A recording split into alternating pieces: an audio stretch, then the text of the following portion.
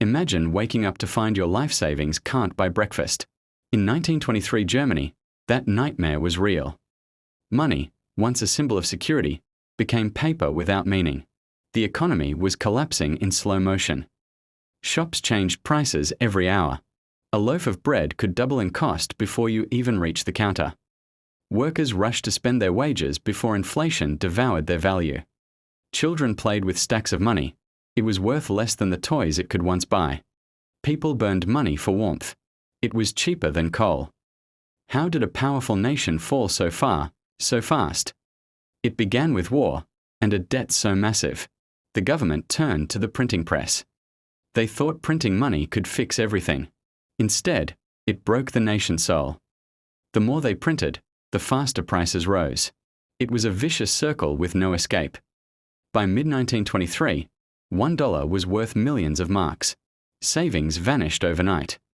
The middle class, once proud, was reduced to scavenging. A society built on trust was breaking apart. As the printing machines roared, faith in the mark collapsed. People carried wages in baskets, wheelbarrows, even suitcases, just to buy groceries.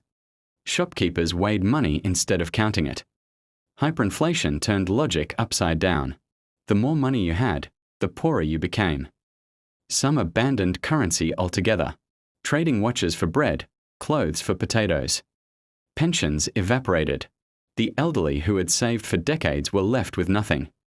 Artists painted over banknotes, turning worthless money into art. But for most, there was no beauty, only survival. The markets fell silent. Prices were meaningless. Numbers no longer mattered. Businesses collapsed. Factories stood still. Wages lost all meaning. Inflation didn't just destroy money, it destroyed trust. Germany's economy wasn't the only casualty. Its faith in the future was gone. As money became worthless, society began to crumble. Trust, the invisible thread that held it together, snapped. Bartering returned. A pair of boots could buy a sack of potatoes.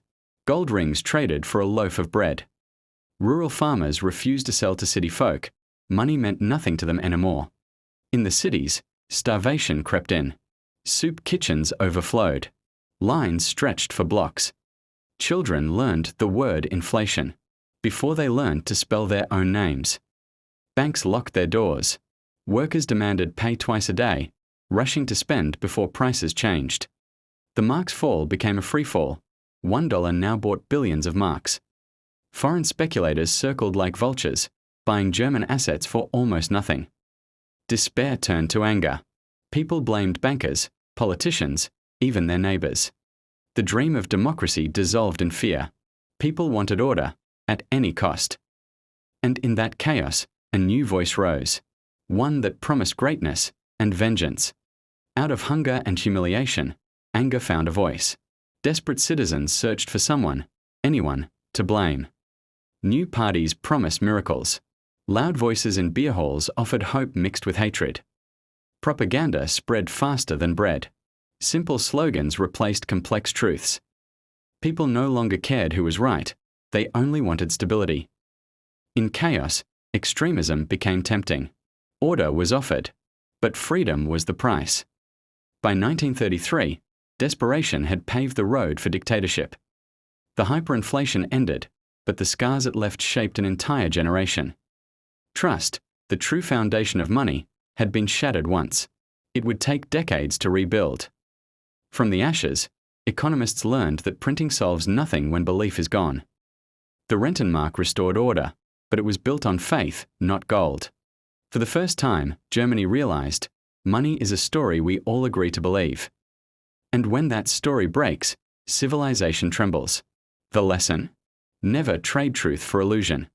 In late 1923, Germany stood on the edge of total collapse. Yet amid the ruins, a desperate idea took shape, a new currency, built on trust instead of gold. They called it the Rentenmark, backed not by metal, but by land and faith in the nation's recovery. Overnight, stability returned. Prices froze, wages held value, and for the first time in years, people dared to save again. But the scars ran deep. Families who lost everything would never forget the feeling of money turning to dust. Trust, once broken, took decades to rebuild. The trauma shaped a generation that would fear inflation forever. Other nations watched and learned. Economists realized that money is not wealth, it is belief. From Argentina to Zimbabwe, the same lesson would echo through time. When printing replaces productivity, collapse follows. Hyperinflation is more than an economic disaster, it is a psychological one. It erases trust, hope, and the meaning of effort. Even today, central banks remember. 1923. Every decision to print carries the ghost of that year. The lesson endures. Value isn't created by ink or paper, but by trust, the invisible contract between people and their future. This is not just history, it's a warning. Because every empire that forgets the value of trust is already printing its own end.